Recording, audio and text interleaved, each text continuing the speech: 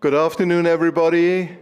So I know it's very difficult after lunch to really settle down, and I please ask you to slowly take seats so that we can start in the afternoon sessions.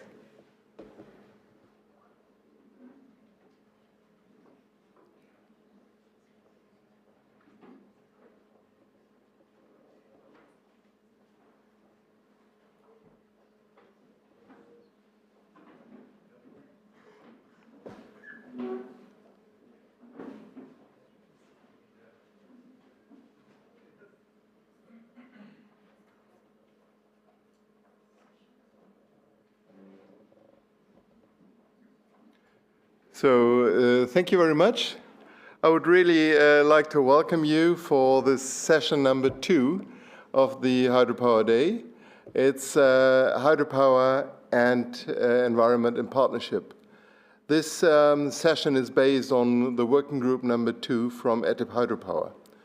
The topic is very crucial for the hydropower industry, as there are quite some prejudices around and lots of weird myths without any scientific base. And we are very happy today to have a group of renowned experts to give us more light into this very mystic, sometimes topics we are looking at. And we have 3 presentations, and after the presentations we have a panel discussion where we hope to get some involvement from the audience as well. Thank you very much. So for the first presentation, I would like to, this is the national regulation, the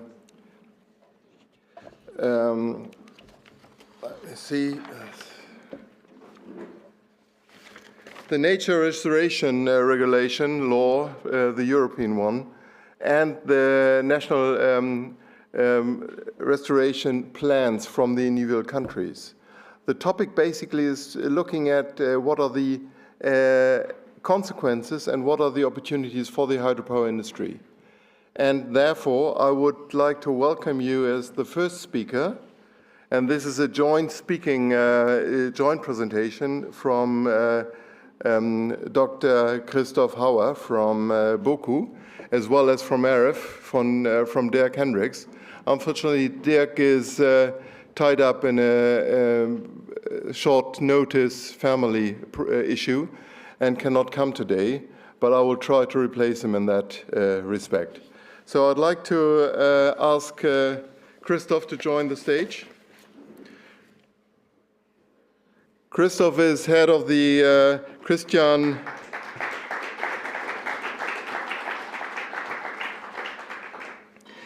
Christoph is head of the Christian Doppler Laboratory for Sentiment Research and Management at BOKU, and he's involved for more than 15 years in intersectional research with hydraulics and sediment.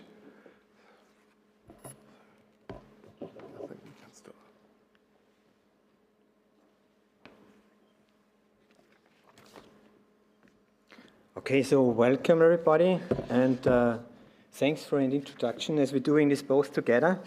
So I think the starting slide belongs to you about this, about this general aspects about the National Restoration Regulation, and I jump in a little bit later.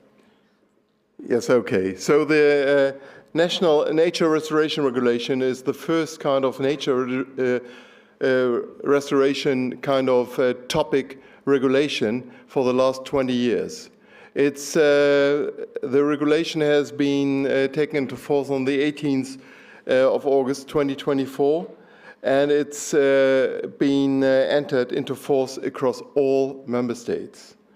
So the priority areas to be looked at are really the Nature 2000 areas within the member states. The basic idea is to get certain areas in good conditions, reflecting to the structure and function of typical species and high level of ecological integrity and stability in this regard. what this means, I will hand over to Christoph. Yeah. And so meaning when we talk, and this was on the last slide, the issue of habitats, it's a very static approach we are having in the assessment of rivers. So we're using mapping, we are using modeling results, we are using aerial pictures to do this assessment, but it's a very static way we have this approach. But when we look on this kind of components, and this example for the fish, a kind of rheophilic fish species, salmonids, we have spawning habitats, larvae habitats, juveniles, and for the adults, and they are relied to a dynamic process in the river system. So meaning the variability in hydrology, the variability in the dynamics in sediments, so the coarse ones and the fines, are responsible for forming the rivers and the morphology.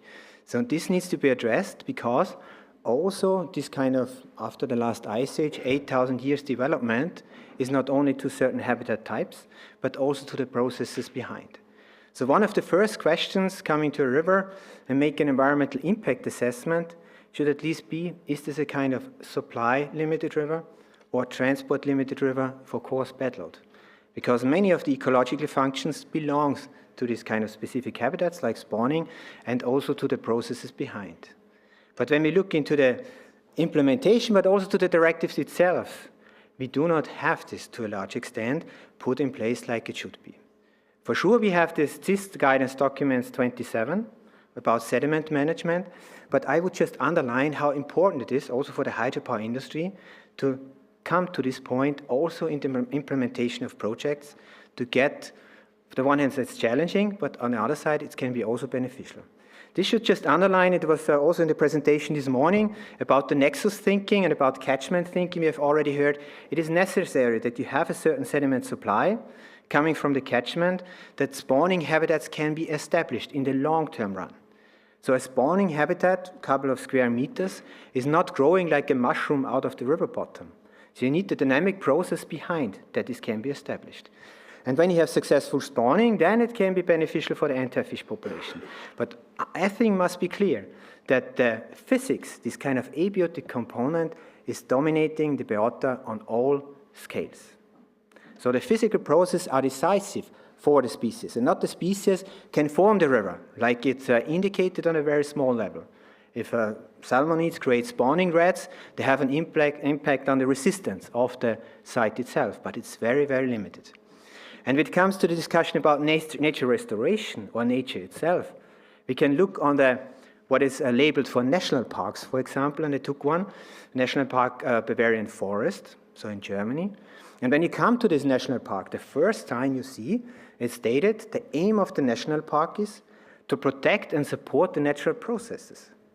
It's not stated there, we need 50 moose, 200 deer, and 500 wild hog. Like to a certain extent, the Water Framework Directive is facing to, right? Like we have a certain abundance, a certain of biomass must be achieved. For sure, it's necessary to have this ecologic evaluation of your measure at the end. But the processes behind should be ranked on a higher level, I would say, than it's up to now.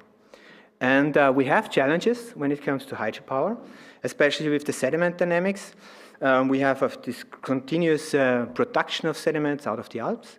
We have soil erosion, but this can be also a future, it's a challenge, but it can be a future need to implement when it comes to the discussion about the water, food, energy nexus, or what we have heard about food and energy already today, to have a kind of recirculating economy.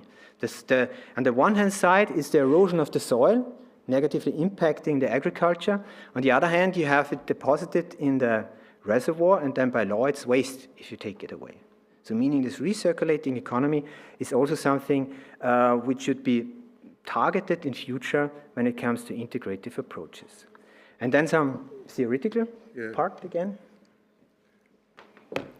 Yes, outside the Natura 2000 sites, the obligation to prevent deterioration of the ecosystem does not apply to deterioration caused by renewable energy projects. So this is very important to consider, unless the member states provides otherwise. So it's really interested. The member states can provide restrictions outside the Natura 2000 areas, sites in the national implementation measures, but they have to be observed on a national level very closely. So basically, it's some national interpretation. It's not the European law which is guiding them. So the other topic which came up there is the free-flowing river concept. River or a stretch of river whose longitudinal, lateral and vertical connectivity is not hindered by artificial structures forming a barrier and whose natural functions are largely unaffected. This is a new concept with regard to the objective to restore at least 25,000 kilometers of rivers into free-flowing state by 2030. And putting this into practice about free-flowing and the removal of this kind of obsolete barriers, we have to say you have this kind of sediment deposits behind this kind of partially very old, small transversal structures. So this might be also old stone weirs, formerly used as mills, now small hydropower plants, or just former days small hydropower plants, and now it's an obsolete barrier classified, but you have these deposits. And we did some laboratory studies on this, and meaning if you just remove these barriers, it's not that with the next flood event everything is gone of these deposits. We have the issue of this kind of advection and dispersal of the sediments, so meaning it's just moving, the bulk is moving over the river bottom, and it's just prolonging the way that the sediments are transported. And what does this mean in practice? Just one case study. And this is my home river in Upper Austria. There is the discussion of the removal of this old stone weir here. But on the other hand, we have downstream, just about 40 meters, the last freshwater pearl mussel population of the entire river. So now you can assume when you just take away this barrier, without having any look on the deposited sediments, that it might be just a big threat or extincting the last freshwater pearl mussel in the river. So meaning you have to look also, when you talk about removal of barriers, what are deposited behind? This is just only coarse bedrock material. What is the content of fine? And is this fine sediment probably polluted? So there are technical standards for dam removal, for sediment management in the large perspective.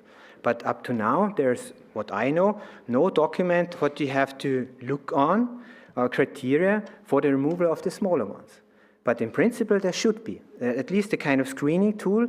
How is the organic content? What is how can it quantify it? What is the status about the deposits behind before just making this dam removal taking in place? And then finally. Yes, basically the member states shall primarily address obsolete barriers. At least there's always artificial barriers which are no longer needed, but this is per definition. So such renewables are still recognized as being the overriding public interest, which should be considered when prioritizing the artificial barriers to be removed. The national restoration plans must be in line with the EU objectives, meaning renewable energy targets as set out in the RED, Renewable Energy Directive. Member states may exempt renewable energy projects from the requirement that no less damaging alternative solutions are available if a CREI has been carried out. Member states to submit the national restoration plans to the Commission within 2 years, being from the 1st September 2026.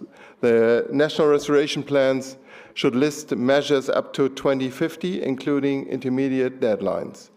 But just to summarize, the nature restoration law on the European side is not against hydropower and is not really doing anything against hydropower. It's just how it's interpreted in the individual states. And this has to be observed very, very closely. And on the other hand, at this level, we really have to start promoting, and I think this is something we discussed this morning already, continuously promoting the use and the value of the hydropower on the national and European level. Thank you.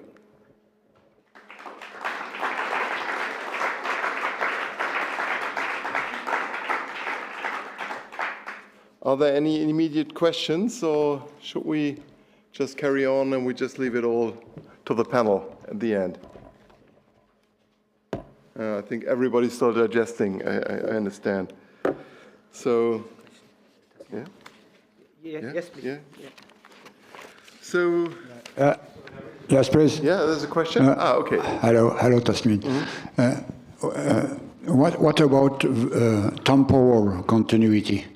You speak about longitudinal, lateral, and vertical continuity, but scientists report by the Commission spoke about temporal continuity. In other terms, when a dam is established since many years, since centuries, there is an issue about the temporal continuity. Well, that's right. I mean, all these criteria are set out in the CIS groups, and all these elements should be included there. Right now, I think it's not being considered as such. I mean, this is basically what Christoph said as well. I mean, before you remove anything, you should really look at what has been developed in this period, in this area, and what are the consequences of that.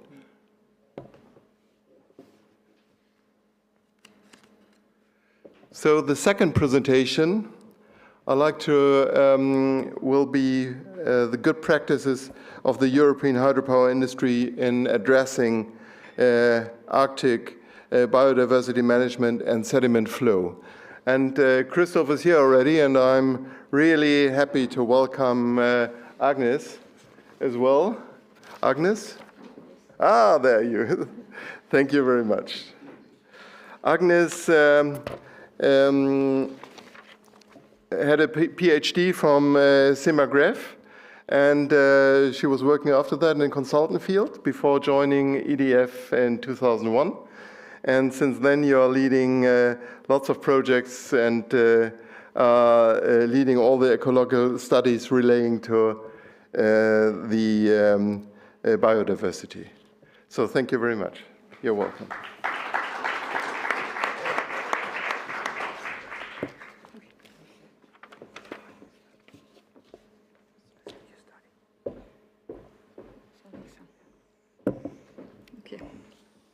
Good afternoon. Sorry. Good afternoon, everyone. As we have told before, you know that like all human activities, hydropower has an impact on the environment and on biodiversity. As shown in this small diagram taken from a review by FANSI in 2024, the effects on the environment are produced both by the presence of the structure, dam and plants, and by the way they operate. Dams will create barriers to ecological continuity, will modify riparian zones, create reservoirs that will alter water quality or thermy, and plants, by diverting water, will modify the way rivers function in the bypass section, but also downstream when they generate hydropeaking. What many studies and monitoring programs carried out at many sites have shown is that these effects are highly context-dependent, depending on both the river and the type of the shim. The good news is that there is a whole range of measures for reducing these impacts on biodiversity. To apply them effectively, it is of course necessary to correctly assess the functional ecological characteristics of rivers so as to correctly size the measures to be implemented. What I'm going to show today is simply to illustrate for the major impacts of hydropower, example of measures that have been successfully deployed on many hydropower sites in France, thanks to research. For sediment, for example, we have modified the Putès Dam to make it transparent for sediment, coarse sediment transport, and for fish. For large reservoirs of storage basin, we can We have developed, with water tracks, we have developed a robot, Nessie, for dredging with discharge into the watercourse in Flumet Reservoir, for example. We can also input gravel in the rivers, especially in rivers that have been incised by the historical retention of sediments by large dams, but also when the watercourse have been embanked, as it is the case on Old Rhine, for example, or the Rhine or the Rhone rivers. The restoration of lateral continuity can be based on example of the dismantling of dikes, which allowed rivers to recharge with sediment from their former terraces thanks to floods. There are many examples of this on small rivers, but here we have the example of the Old Rhine downstream of the Kemp's Dam.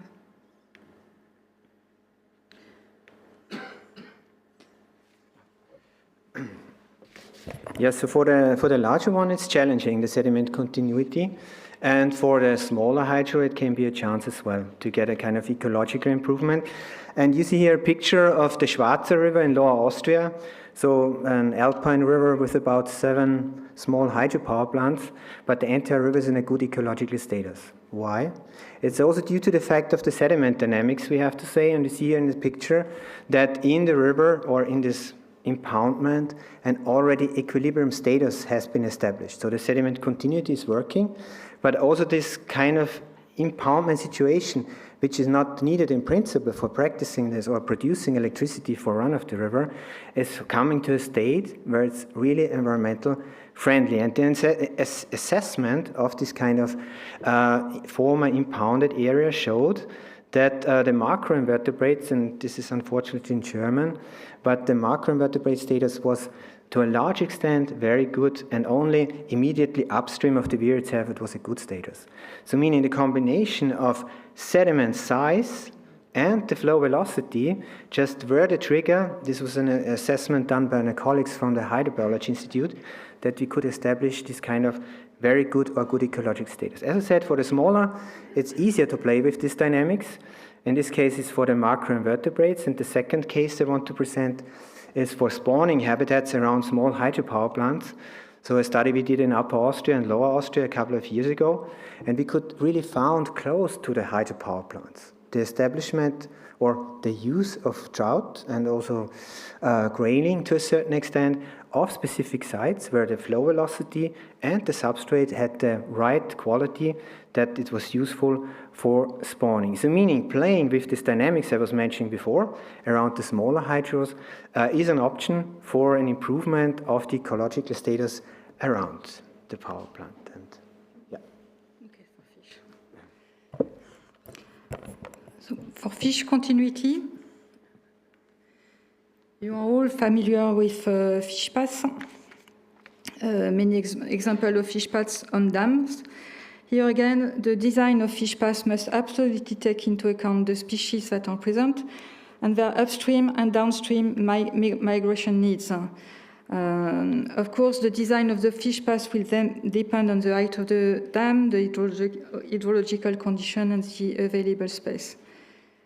For the downstream migration, turbine developers have made great research efforts to develop turbines that reduce mortality risk.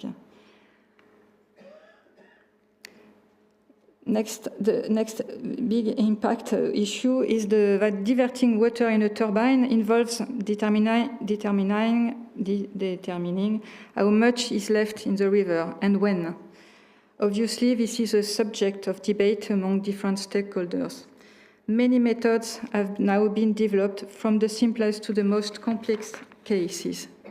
In most situations, it is necessary to have an in-depth diagnosis of the local issues, and it is essential to discuss these with the stakeholders so that all the issues are taken into account. Here is the example of the Old Rhine at Kemp's Dam, which require more than 100 meetings over 5 years between all the stakeholders to define what the environmental flow should be. It is now modulated over the year, reproducing the natural regime of the Rhine, and it includes a daily variability component for half of the year, which depends on the natural inflow. The increased need for flexibility in recent years has led hydropower plants to modulate their output more and more. This has significant impacts when the environment downstream of the power plant is a river.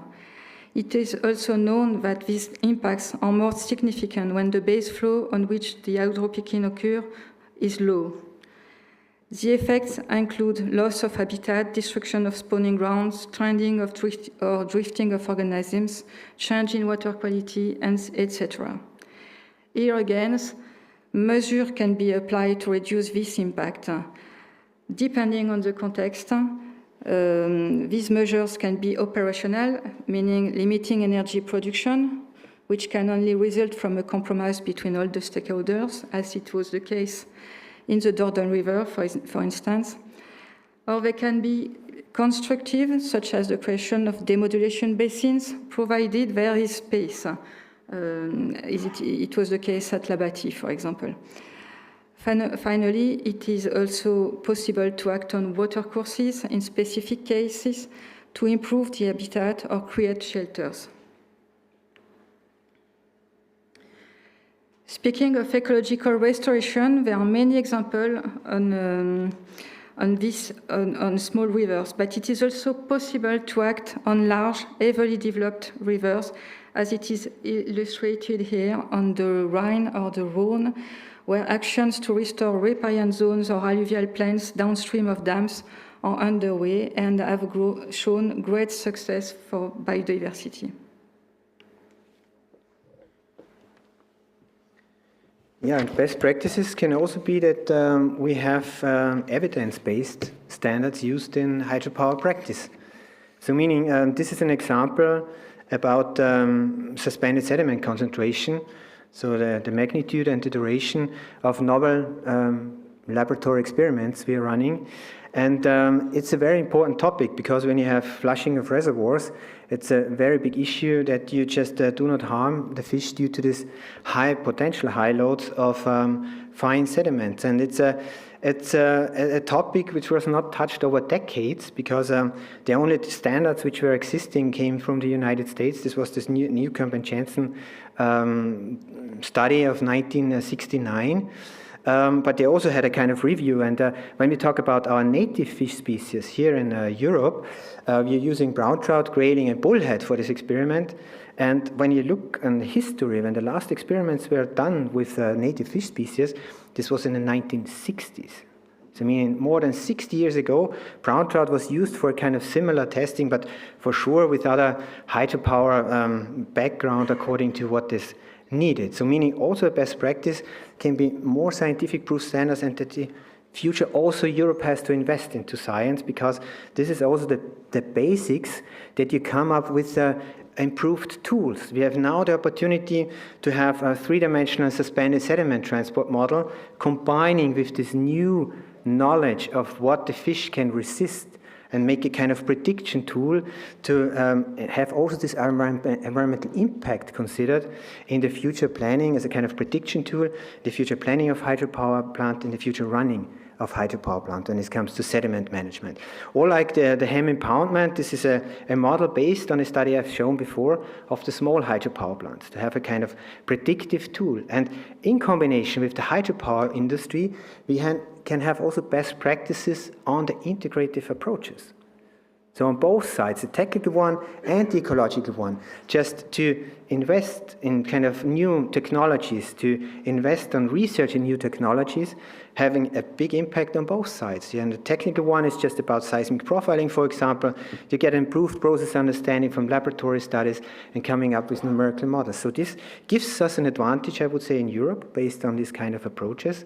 And therefore, financing in science is also very much needed in future to keep this kind of advantage we are still having in the future running in a similar way.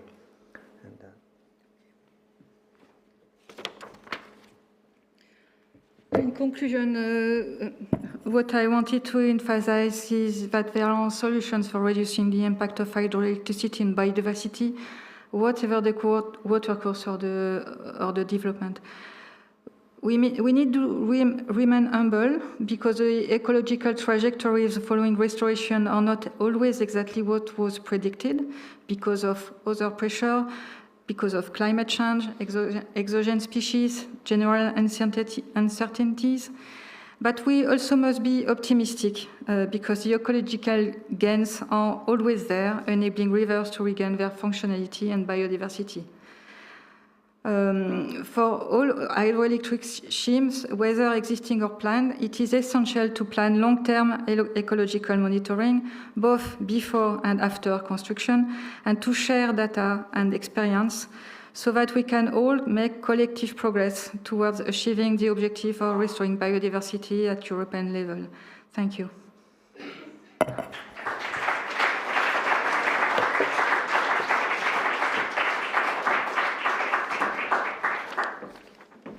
Thank you very much. So now we are coming to the third presentation, Hydropower Successes in Addressing Environmental Concerns and Social Acceptance, and I really would like to ask João to join the stage.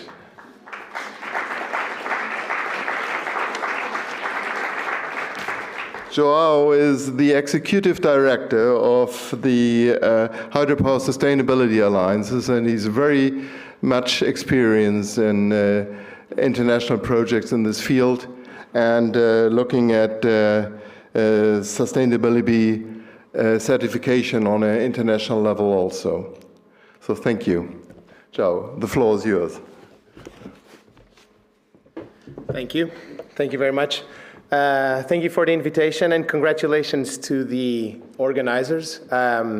The lineup was tremendous, and I was looking at the previous presentations and thinking, wow, this really makes sense for me to present now. Because in the morning, it was talked about, the reputational issues of hydropower, even though it's, super positive form of low carbon electricity, etc., but reputational issues with social and impact and environmental impact. And now my previous speaker colleagues just showcased how many good things and technical solutions are for those issues. So I'm going to talk about how can companies showcase that that they're doing good things. How can they show their stakeholders, the civil society, the banks, the financiers, even their employees, that they're doing the right thing. So I'm going to talk about the Hydropower Sustainability Standard. An introduction, we're the Hydropower Sustainability Alliance. We're a new standard-setting body that is here to promote this sustainability and transparency in the sector. We're a multi-stakeholder body, so we have civil society groups, like IUCN or WWF. We have governments, we have the industry represented as well, and we have financial institutions. So 4 big chambers that have different viewpoints on hydropower and different criticisms on hydropower projects, and we're a place for consensus. We're a place for discussion and for agreeing on what is sustainability in hydropower. Yeah, and thank you. We have members of our governance. So my boss, one of my bosses there, Jürgen Scholl, from Voigt. I'm, as executive director, I have to report to Jürgen and a number of other bosses. So it's I'm under pressure here. So that's a big part of what we do. It's gathering these different perspectives. That's the only way to be relevant. Okay, and we are the custodians of the Hydropower Sustainability Standard. I'm going to talk a little bit about that and what can we do with it. We got an award last year. This is our 2nd year. We've been around working on this for more than 10 years ago. We started with the International Hydropower Association. And someone asked me already, Sarah, we are a separate organization. We were born in IHA, but we're a spin-off. So we are fully independent, and we got the IAIA award, which is quite big, International Association of Impact Assessment last year. So that was kind of a proud moment for a new organization. Right. Why we exist, sustainability is no longer optional in terms of, it's not just what you do, it's how you prove and how the public and how your stakeholders see what you do. All sectors have this. All sectors that struggle with reputation, with risk, have this, Rainforest Alliance, fair trade, coffee, bananas, paper, forests, you have to have these standards exist. These are voluntary sustainability standards. There is nothing else for the industry sector apart from the hydropower sustainability standard. These are a few of the standards that are part of the ICL Alliance, kind of the certification of sustainability standards, and we're part of it. So this is kind of frames where we are. It's easier to see as citizens, that consumers, how we stand. A big part of our work is to make the standard relevant and how integrate it in as many systems as possible. So we're an official UN SDG action. If you want to certify a project, you're fulfilling that, Sustainable Development Goals. We're an ICL Alliance member, I've said it. We're also integrated with Climate Bonds Initiative, so issuing climate bonds. If you meet the standard requirements, you can issue climate bonds. RE100 membership as well, so the largest corporations around the world commit to being renewable, and on their technical criteria, which is very specific. They say they list what renewables are. In hydropower, you must prove you're sustainable through third-party certifications, such as the hydropower sustainability standard. So that's how we start integrating this into the demand side. Expectations of the Standard Chartered banks, already commercial banks starting to pick this up. Risk is highly important for banks, as we all know, risk and including reputational risks. So they grab onto these independent standards as well to shield their investments and kind of be on the safe side. IREX, it's a new thing for us. We're a labeling authority for renewable energy certificates. So we kind of validate the quality of a renewable energy certificate from hydropower projects.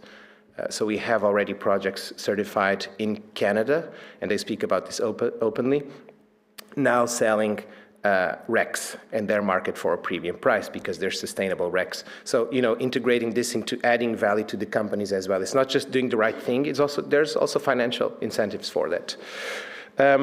Other forms of incentives are related to working with regulations, with governments, and we're working with Nepal, Tajikistan, Colombia, Indonesia, and other governments to include this in their regulations.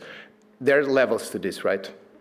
There are incentives, there's recognition, there is encouragement, there is enforcing, so we need to take it slow. Now, in none of these places it is enforced, but in many places, in Tajikistan, for example, there's a very formal commitment to promote the use of the standard, so there are levels to this, but it's important to have also government backing on this. And we're doing a EU taxonomy, a comparative study now. This is obviously relevant to where we are today and to the companies and sector stakeholders in this room. Okay. On the global side, we're a new standard, a couple of years now, but we've already certified projects across the world.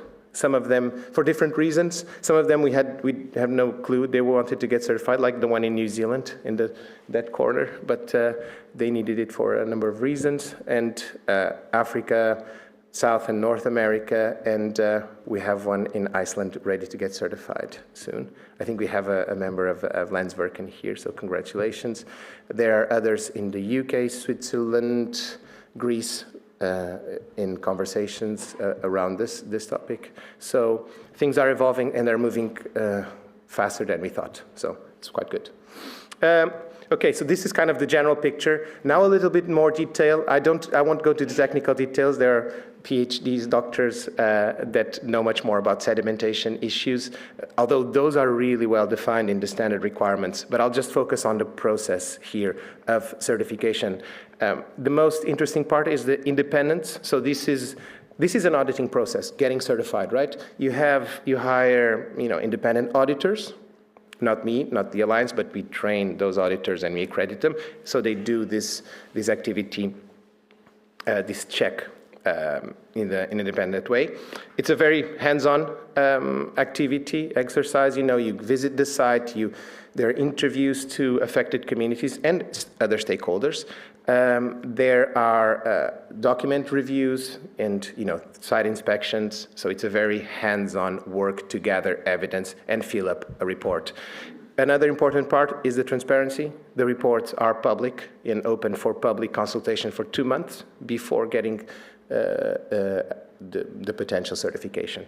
Then there's the application and the quality control measures. So this is a very practical activity, very evidence-based and very transparent. That's a huge part of it, and that adds a lot of value, and also confidence to the projects that do it, because they're sure, okay, if we went through this thorough exercise, then we kind of can face criticisms, we can show what we did, and kind of be very comfortable with that. Okay, so those are kind of general picture, the practical side, now the benefits and aligning this. A little bit more on that.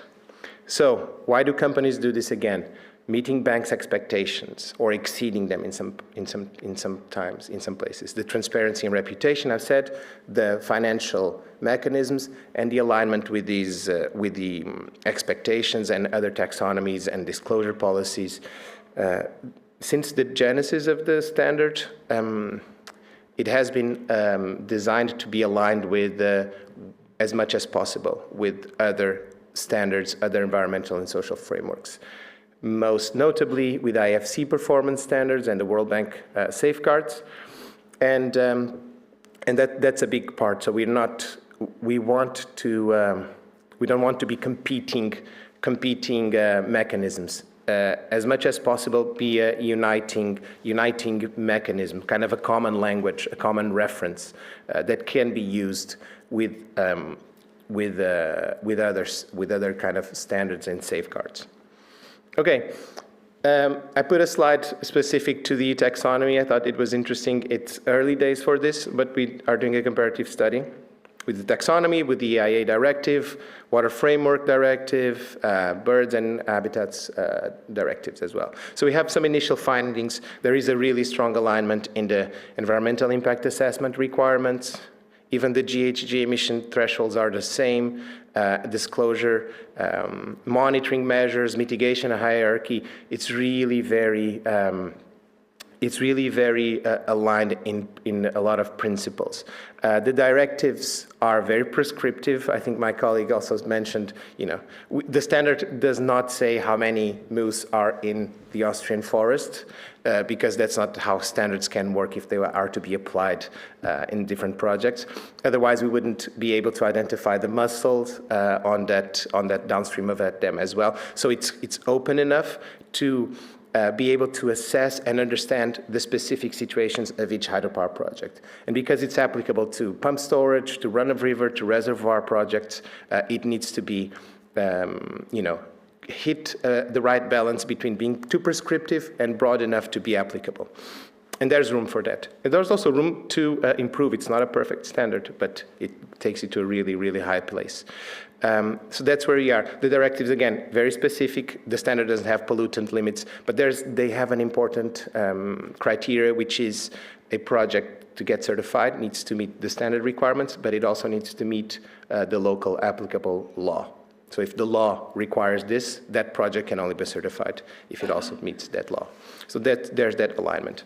Okay, so next steps for this, haven't finished. It would be good to use these certified projects in the EU to see if the standard can also be an effective tool to verify alignment with the EU taxonomy. It's promising, the first studies we did, so let's see if that can work. Okay, so giving me the time to wrap up. So to work with us, it's simple. We have the certification system. We have capacity building projects, so we work with development banks to introduce this in developing markets, in developing countries where there's a lot of potential, but there's also different regulatory levels, and international investors want to be safer, so we work a lot at this point. We do a lot of training and consultancy, so we don't just certify, but we support companies through the process of getting to that level, and when they get to the certification, they're comfortable that they're doing really, really well. And obviously the consultants that want to be auditors can also work with us. And policy and partnerships. That's what we're doing here. That's our studies we do, taxonomy. That's our work with the UN, SDGs. That's our work with the banks, etc., to make sure that this standard is relevant for the sector, is useful for the companies, for the regulators. It's useful for the banks, and it's useful for civil society to see the hydropower sector as, you know, can be a benign energy solution. And that's super important, and showing that we're doing the right thing as a sector is key to keep on evolving. Okay, thank you so much. All good? Should I go there?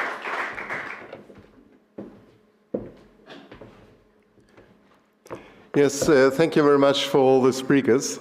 We are approaching now the second part of the session, which is the panel discussions. And I would like to ask Natalie to join me on the stage. Natalie is the Chief Marketing Officer from Energy Miner, which is a kinetic solution manufacturer and provider. And she is very much dedicated to sustainability and green energy projects. The floor is yours. Does it work? Yes. Thank you, Tasnim. So as he said, I'm Natalie. I'm from Energy Mine, and I'm very happy to be moderating this panel today about hydropower and biodiversity in partnership. As we're accelerating Europe's transition to clean energy, the challenge is no longer just technological. It's also ecological, it's regulatory, it's social, and it calls for true partnership. And this is why I'm so happy to have all these great people on the panel today. Dirk Henriks couldn't be here, unfortunately, but we have Professor Christoph Hauer, we have Agnes Barillier, Joao Costa, Professor Jeffrey Tutan, who is an innovator in AI-driven environmental monitoring. He's hiding, okay. Hello. We have Olafur Arnar Jonsson from Landsvirkjun, managing Iceland's sustainable hydropower, and last but not least, Dr. Manfred Holzner, a fish biologist and advocate for aquatic ecosystems.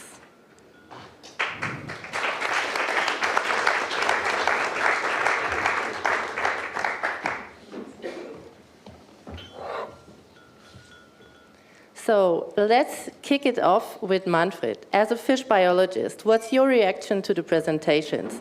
Are we on the right track in balance in hydropower and aquatic ecosystems? Thanks for the question, and hello, everybody.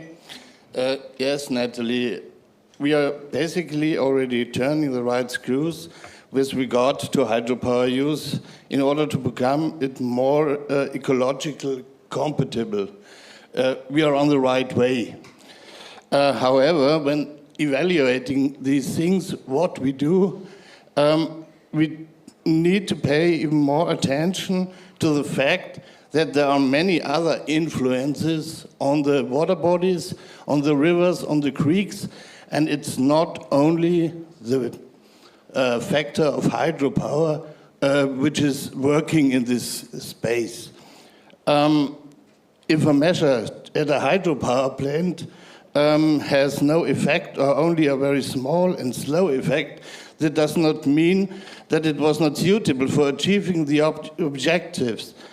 And we often fail in our attempts to restore the watercourse to its former state because various circumstances no longer permit this former historical state. We have to look what is possible in the area, and not only Christoph had it said very good, we have to look for processes and functions of ecosystems and not how it looks like. Thank you. And where do you see the most urgent need for improvement in current practices? Fish migration, habitat fragmentation, or monitoring gaps? It's the problem that we had to look at every water body, every river, every creek had other problems. It's not only the migration, in most cases, it's a really problem to restore habitats. We have done a lot of things along the riverbanks, along the rivers, and it's a problem to find the right things for the right river or water body in the case. So, Christoph, your research emphasizes dynamic sediment processes, and I think that's a good point to get back to what Manfred said. Why is it so important to understand sediment transport for meeting the environmental targets? It's fundamental for the functional habitats. So, meaning the functional habitats, they have a kind of evolution as well from the last ice age on. So meaning that when you have a river where you have spawning of grayling and trout, it means you have a certain loose composition of gravel is needed. And this kind of situation is just a static during the spawning period, but the dynamic process behind is necessary to form this kind of functional habitats. So there's also this, as I said, this kind of evolution of habitats, not only of the species itself, but the evolution of habitats over the last 1,000 years we have to understand and then implement into practice. And hydropower is then using this kind of knowledge to somehow mitigate the situation or just to set up the boundary conditions which are necessary that those functional habitats can establish downstream. Right? So meaning hydropower has a role of setting up boundary conditions as well. But it's all dynamic. Thank you, Christoph.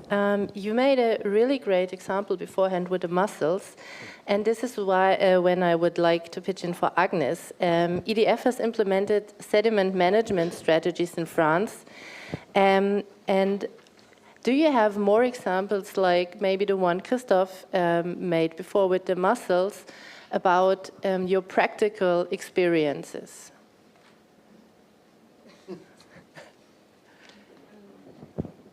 Well, we have a lot of different contexts, geographical contexts, and different examples of very different sorts of management for coarse and for fine sediments. On the Rhine River, for example, when we decided to input gravel or to provoke lateral erosion, we first have to rely on geomorphologist advice, expertise. And then we have to make a profound diagnosis of what kind of biocenosis was in the river, and the design of the project rely on all this research made in a laboratory and in situ. And what I wanted to say is that research is knowledge provided by research is fundamental to design projects of restoration or management of sediment or whatever else, and but also monitoring after the implementation of the measures are really important for us, but also for research, because it gives real life feedback to research. And third, what I think is very important is to take into account the social advice too. And it is important to make demonstrator, in situ demonstrator, not just doing things in a lab or in numerical, because it improves the comprehensive of what we do, of what are the limits and what are the gains by the society. Thank you, Agnes. While you were talking, answering the question, I saw every one of you nodding. Do you have something to add to this? Jeffrey, maybe? Yeah, I think that it's rude, of course. My mother told me to ask a question with another question, but I have to ask a question. Have you used email? Email. Email. Have you used an email? Ever made an email? Yes. Yes. So we're all familiar with email, and it works very well. And I think that one of the problems that we have with implementing these regulatory concepts is actually very akin to email. So email and any digital technology actually works because it has two essential properties. The first essential property is that it has standards. So every time you hit the enter button and you send out a message and it goes out in the World Wide Web and it reaches your partner, it does so because it's following roughly half a dozen different protocols. And the second thing is those standards are adopted and used rigorously and broadly by the digital community. And the problem that we have is that we have standards, but we don't broadly exercise them. So a good example is this hydromorphological assessment. That's part of the Water Framework Directive. So in 2015, there was an excellent paper done by Barbara Belletti and colleagues, and they found there was no less than 121 different methods, 121 different standards. Now, if you have 121 different standards, it's very hard to make that second step, which again is to implement something rigorously and broadly. And so I think that we need to make our regulatory frameworks more flexible by having better standards that are community-driven, and that we need to broadly and rigorously exercise those standards that will allow us to actually be much more flexible to integrate some of these dynamic process-oriented things that we need to have. And I would even suggest, because I'm an engineer and I can't just give you the bad news and say there's a problem without offering a solution. So I would say that at TIP, we have these great working groups. Why don't we take that as our next step? We can take particular parts of the Water Framework Directive or particular other regulations and work together with regulators who are in this room and part of the ATIP community. We can work together with industry folks, and we can work together with scientists like me and Christoph and others, and we can actually come up with a world with slightly better, more implementable standards. Absolutely, I second that. Thank you so much. Joao, the hydropower sustainability standard is a global benchmark. What tangible benefits have EU governments seen after adopting it? EU governments. Well, I can't talk about that much because they haven't adopted it from the government perspective. We're seeing more and more the demand coming from the corporate level. So the private sector is getting interested. This is a new standard, but has been a while for a while here and been used by companies before. Before it was a certification system, while it was just an assessment tool. So we're seeing that more and more. We would like to work, and we are working with governments as much as possible to kind of in the direction of what you're talking about. You have 120 standards for a bunch of things, and we've seen this in other parts of the world, and maybe I can make the connection here. We had a project in Nepal with the World Bank, which broadly stated, I'm paraphrasing a lot, but it said, you know, hydropower companies in Nepal are facing 20 different standards, and they kind of say the same thing.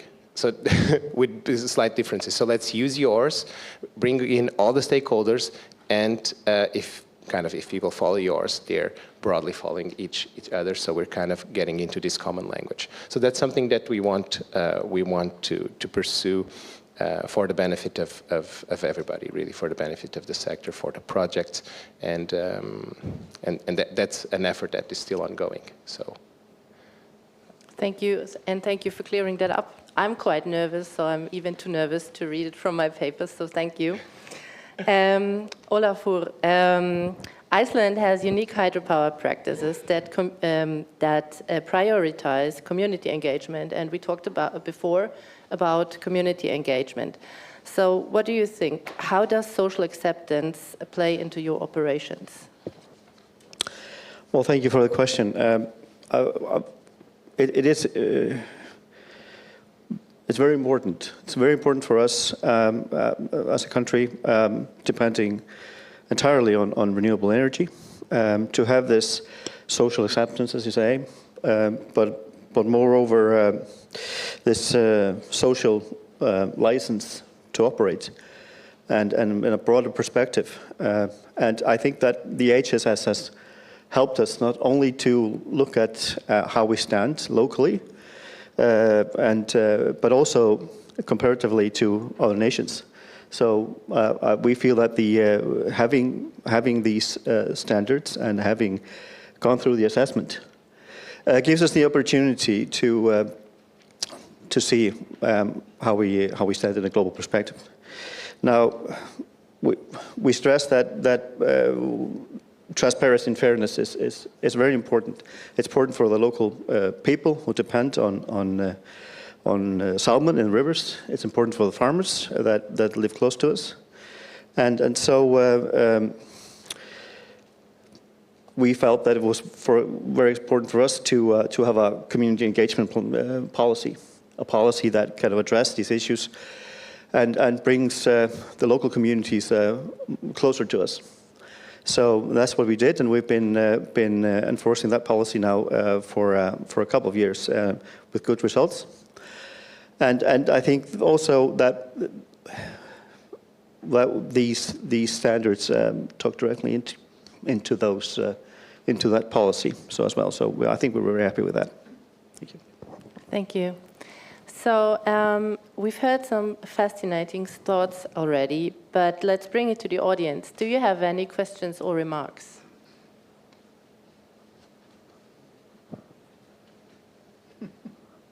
So nobody? Then let me, here's one.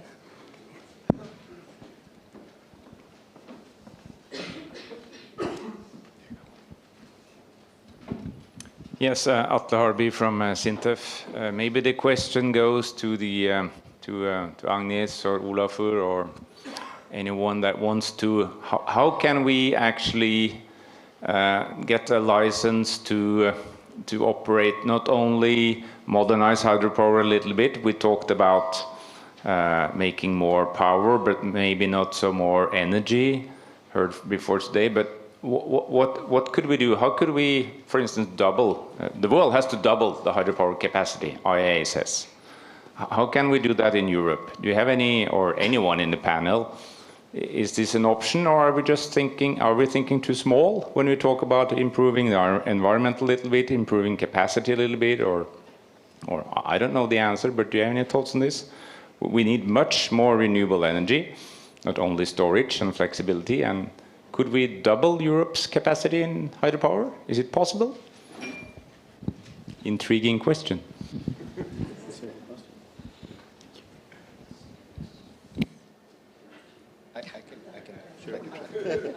I don't have an answer for you, but I will chip in take the opportunity to chip in with an idea that we're working on. So our standard is designed to be applied in specific projects, project by project. If it's a cascade, it works as well. But one of the big things that we're working on, about to be published soon, in a couple of months or less, it's a tool called HydroSelect, which is designed to come in before the project is done and looking at the system level. So someone decides or does the study on how can we double this? How does it look at a system level? River basin and wider system, hydropower and wider than hydropower. It must be. You can't just think about hydropower. You have to think all the renewables, all those sources.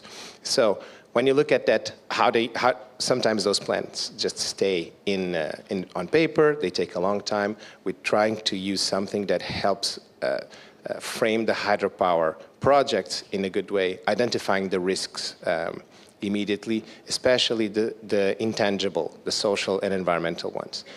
And I would say the social ones are even more intangible. So coming up with the consultations, with transparency, with free, prior, and informed consent, all of those measures as early as possible. So identifying those risks early is a crucial if we want to double that.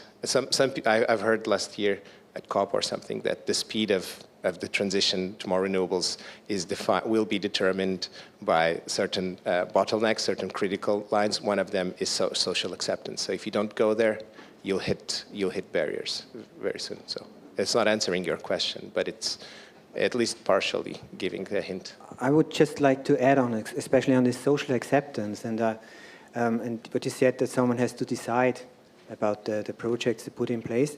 So meaning, when we look on Europe, we have also these new member countries which come into the European Union in future. And especially in those countries, there is no expertise in the ministry who can decide. So meaning, we are working in Albania and in Kosovo, and when you have discussions with the minister there and about the sustainability of hydropower plants in general, he has no expert staff who can evaluate these projects.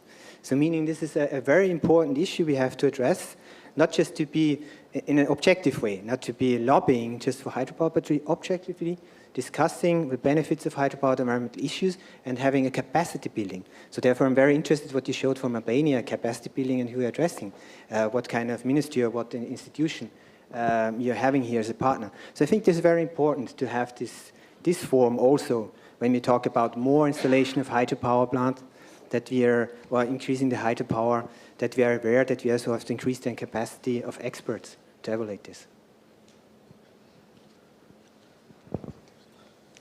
Yes, please.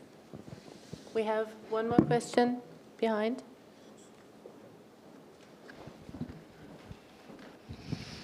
Ghislain Westrock, RF Small Hydro Chapter, and France Hydroélectricité. WFD has a principle of cost efficiency.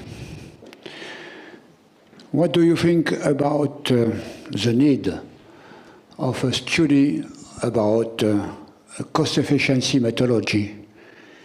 Because we have to balance the cost of measures to improve environment and biodiversity on one side, and the other side to really actually measure the effect on biodiversity.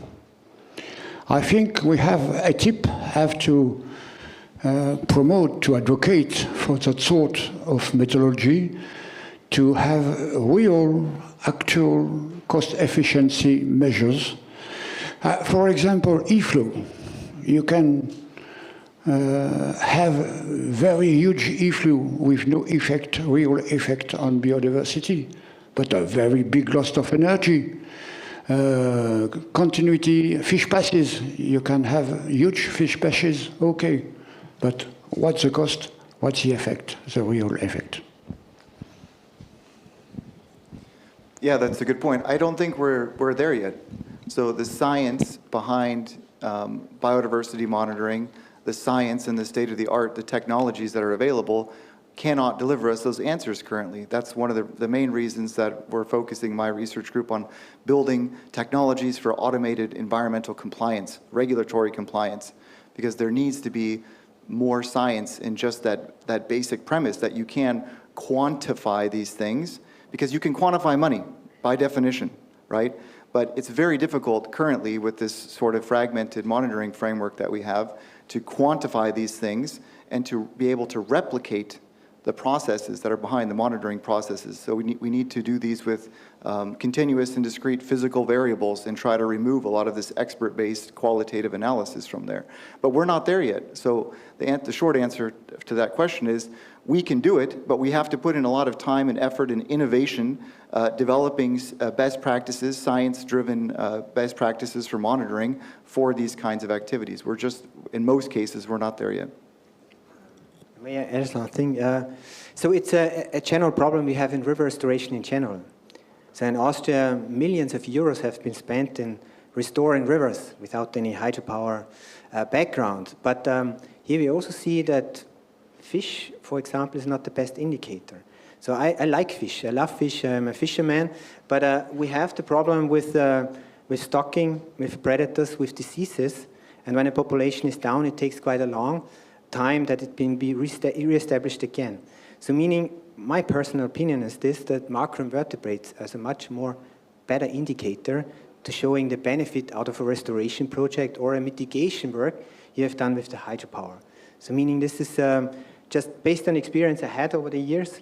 For me, in this case, is macroinvertebrates a better indicator, and providing all of the functional habitats for fish is also important, but then they can follow at a later stage. But they can show the benefit of this measure, right? They can show the benefit.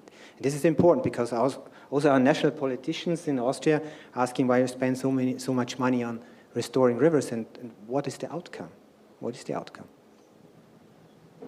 Manfred, would you like to add something to what Christoph just said?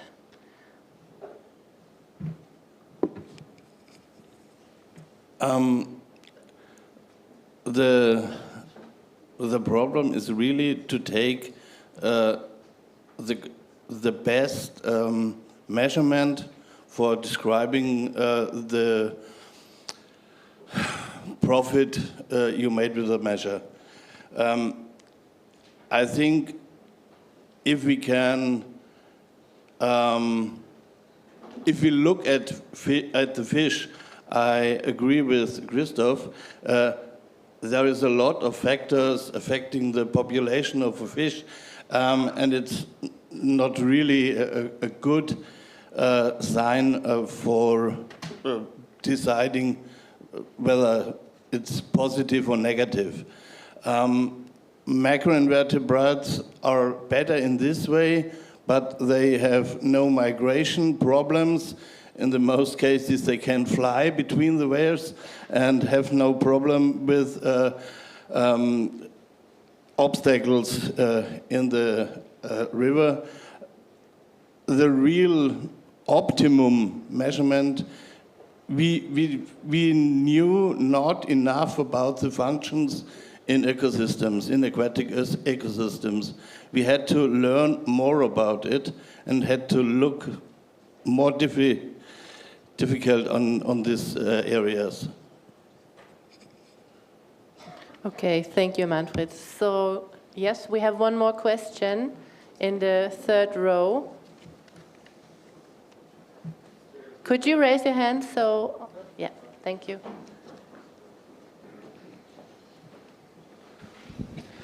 Hello, everyone. My name is Sveinn Helgason. I'm also from Iceland, as Ólafur. I just wanted to ask you, Ólafur, if you could elaborate. I actually work for Samorka, which is the Association of Energy Companies and Utilities in Iceland. Could you elaborate a little bit on basically the main components or building blocks of your approach to getting this social acceptance or social alliance? Because what I suspect it's on many different levels, environmental, financial, social benefits, infrastructure, etc. If you could explain that a little bit for me and for the audience. Thank you. Thank you. How much time do we got? Right. So I think that transparency is very important. It's important for us to have alliances with the local inhabitants, with the local interest groups. It's important for us to be open about the impacts that we're having, open about the research and the monitoring, and to disseminate this openly. We have projects, sustainability projects that we do this monitoring, and we disseminate that online. People can retrieve all the reports. We have asked these locals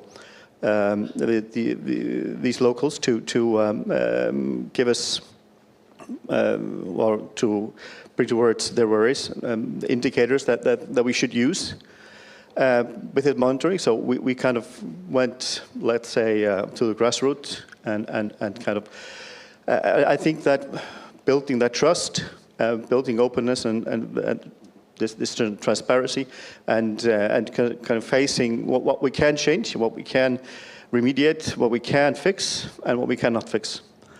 And at that level, when we have that level, it's easier to discuss with the politics, with the politicians, and so kind of the most difficult issues is with salmon salmon is a huge issue with in our hydropower.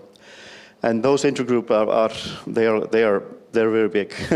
they're very loud, and those are the things that getting just people to the table to discuss. It's difficulty in itself, and to be honest with what we can do, and sometimes we will be able to remediate these impacts with these what we've been discussing here today, with all these kinds of actions. And sometimes we're not successful, or not as successful, and sometimes we cannot do anything about it. So, and then there's just the question: is it feasible? Should we really? Should we, with new projects, knowing the impact we're going to have, is it something that we can justify? And in this day and age, the popular answer to that question is yes. We need that the green energy, the clean energy, and able to sustain us for the longer term. Thank you.